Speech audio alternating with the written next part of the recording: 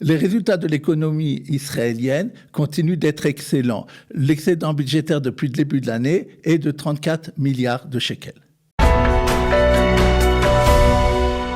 Nous avons le plaisir, comme chaque mercredi, de retrouver le docteur Daniel Guggenheim. Daniel, bonjour, Boker Tov. Bonjour. Alors, comme chaque mercredi, nous allons survoler avec vous l'actualité économique en Israël.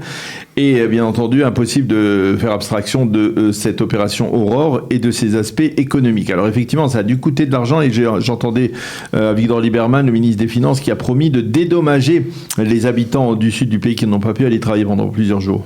Je peux vous laisser ma place si vous écoutez même des infos. Voyons, mais moi je ne peux pas approfondir. Alors, je vous félicite, une félicitation. Et d'abord, j'ai entendu que dans votre revue de la presse, vous avez parlé des implications politiques.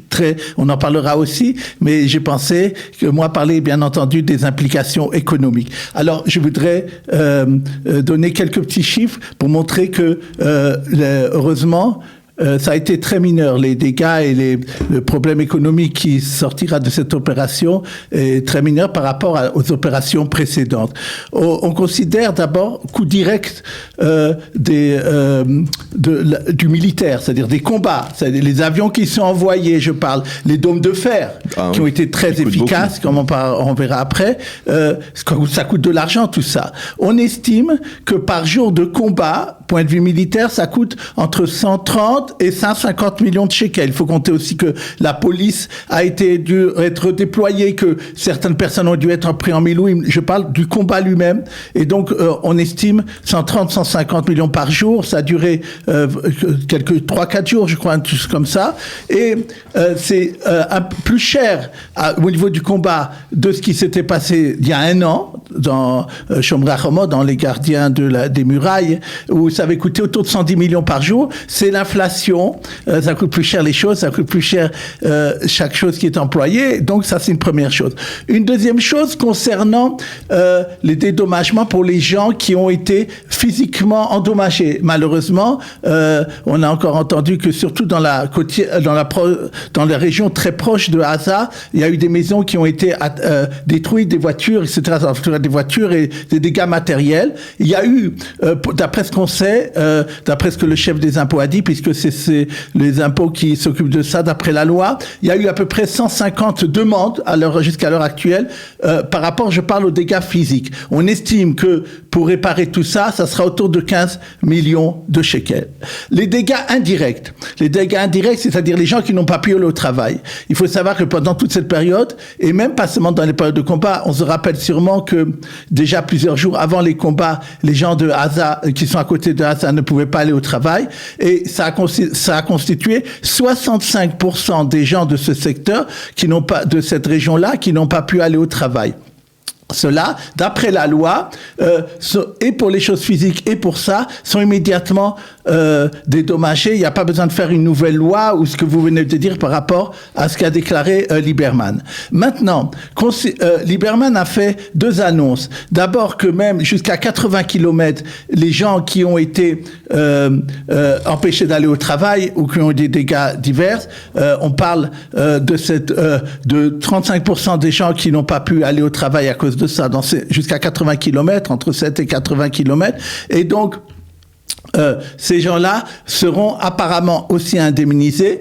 On ne sait pas encore comment. Il y a eu le ministère des Finances a proposé quelques mesures, quelques chiffres, et il doit y avoir, d'après ce que j'ai compris, la commission des finances doit cette semaine se réunir pour voir combien ça sera calculé. Maintenant, une dernière chose qui était intéressante, c'est la chose suivante. Plusieurs analystes économistes, vous avez parlé des relents politiques, du fait que par rapport à Vienne, par rapport à la chose internationale. Je ne sais pas si les gens sont au courant. Une des raisons pour lesquelles Israël a attaqué le djihad islamique, c'est qu'il y a quelques jours avant le combat, ils avaient voulu envoyer un drone sur les champs de gaz. Et on sait, Tamar d'ailleurs. Je parle du djihad islamique. Oui. Maintenant, le Hezbollah lui-même a fait une déclaration il y avait aussi quelques semaines à cause de ce qui se passe avec le Liban, qu'il avait l'intention de détruire en disant que tous les champs de gaz d'Israël, y compris... Oui, c'est le Hezbollah qui avait tiré il y a 3 ou 4 semaines, ça c'était une autre chose. Mais après, c'est vrai effectivement le djihad islamique avait l'intention d'envoyer un drone sur Tamar, et maintenant, en ce qui concerne le Hezbollah, il y a cette menace. Et maintenant, du fait qu'il y a eu des chefs islamiques militaires islamiques qui ont été tués, et qu'Israël a montré qu'il pouvait tuer ceux qu'il voulait, on pense que Nasrallah réfléchira 2 fois avant d'attaquer les installations de gaz d'Israël. Et donc, c'est très important d'un point de vue économique à moyen terme, parce que ça renforce aussi à ce niveau-là la force économique d'Israël, parce qu'une des choses qui fait la croissance en Israël, l'exportation et le fait, on en reparlera, que le shekel est fort, c'est justement le gaz. Et donc, c'est aussi important à ce niveau-là. Alors, on va revenir sur des préoccupations plus générales, plus macroéconomiques, avec de bons résultats pour le mois de juillet.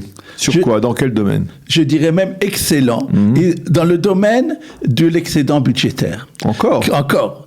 Mais ça, on avait annoncé ça le mois dernier, mais maintenant c'est encore le mois consécutif que depuis 1 an, l'excédent budgétaire, ça n'est jamais arrivé, et où il faut remonter très très loin, est excédent sur 1 an. Mais maintenant, on est à 10 milliards de shekels. Si on regarde depuis le début de l'année, je préférerais qu'il soit beaucoup plus bas et que y ait moins, que la hausse des prix soit plus nuancée avec l'aide de la différence, c'est-à-dire de cet excédent qui aurait pu, d'une certaine manière, combler ou atténuer la hausse du prix du coût de la vie. Oui. D'abord, je termine juste ma phrase que depuis le début de l'année, on est à 34 milliards de shekels d'excédent budgétaire. C'est énorme. Et alors, maintenant, d'ailleurs, le ministère des Finances est très content. Il pense que par rapport à ses prévisions, ça fait 50 milliards en plus shekels sur toute l'année. Et d'ailleurs, vous pourrez savoir qui c'est qui en font les frais, qui c'est qui le paie, dont les impôts ont beaucoup augmenté. Ce sont les salariés. Ou les gens qui reçoivent comme moi des retraites, c'est eux qui ont le plus payé. On paye des impôts, les impôts s'en mettent plein les poches et ils ne les rendent pas. Voilà. C'est un scandale. Alors, maintenant, ce qui se passe, la chose suivante, c'est que donc, pour des raisons que j'ai souvent expliquées, qui sont dues à des problèmes politiques, un certain nombre d'argent, le gouvernement est très limité dans ce qu'il peut faire, puisque pour ne pas que ça apparaisse comme des cadeaux électoraux. Maintenant, ce qui est au niveau macro très intéressant, très important de regarder. Le 15 août, le chiffre de l'inflation sera publié pour le mois de juillet. 1 semaine après, la Banque d'Israël doit augmenter ses taux d'intérêt. Elle a déjà prévenu qu'elle le ferait. La question est de savoir si c'est 1/4 ou 1/2%. Et je voudrais, à ce propos-là, revenir à la chose suivante. Je ne sais pas à quel point nos auditeurs voient ça. Pratiquement tous les jours, le shekel pulvérise des records historiques, mais je parle vraiment historiques, par rapport à beaucoup de monnaies. Par exemple, la livre sterling, je ne sais pas si vous vous rappelez, il y a quelques années, c'était 7-8 shekels, elle est passée en dessous de 4 shekels. Ah oui. L'euro, dont on a parlé longtemps, et je me permets de rappeler ici, depuis 1 an et demi, je donne des alertes sur l'euro shekel, qu'il faut penser qu'il y a une tendance baissière. Il est maintenant en dessous de 3 shekels 40. Ouais. Il a eu un petit rebond jusqu'après 3,70, et en quelques semaines, il est revenu à 3 shekels 40. Maintenant, même en dessous, il est un petit peu en dessous. Et ce que je voudrais dire, la chose suivante, c'est que effectivement, les chiffres d'inflation vont jouer par rapport à ce que va faire la Banque d'Israël, mais ce qui se passe par rapport à ça, c'est la chose suivante. On pense qu'Israël est le seul pays que, s'il le veut, il peut augmenter ses taux d'intérêt comme il le souhaite pour lutter contre l'inflation, comme vous dites, et par exemple, ce qui se passe dans le marché immobilier, sans freiner la croissance, parce que la croissance israélienne est toujours bonne, et il n'y a pas de chômage, on est autour de 3%, et donc la Banque d'Israël a les mains libres pour ça.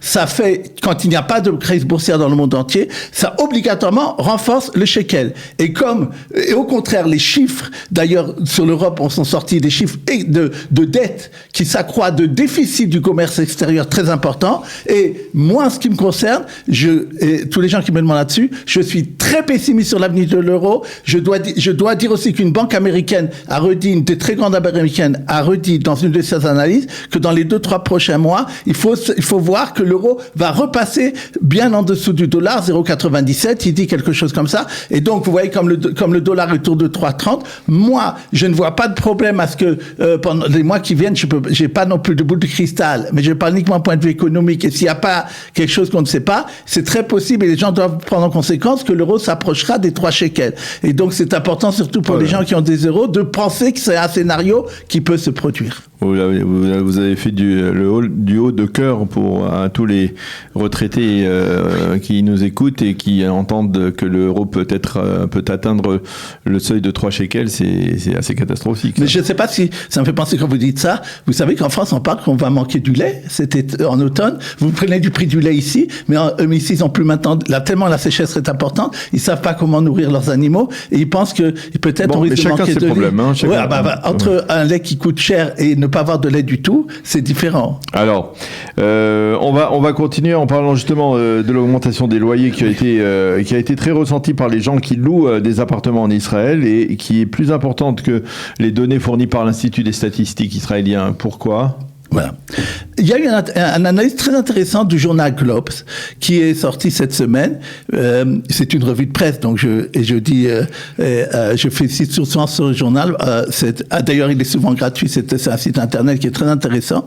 Et ils disent la chose suivante, que il n'y a jamais eu qu'en 2022, c'est-à-dire à la période la plus importante, des demandes par rapport aux propriétaires pour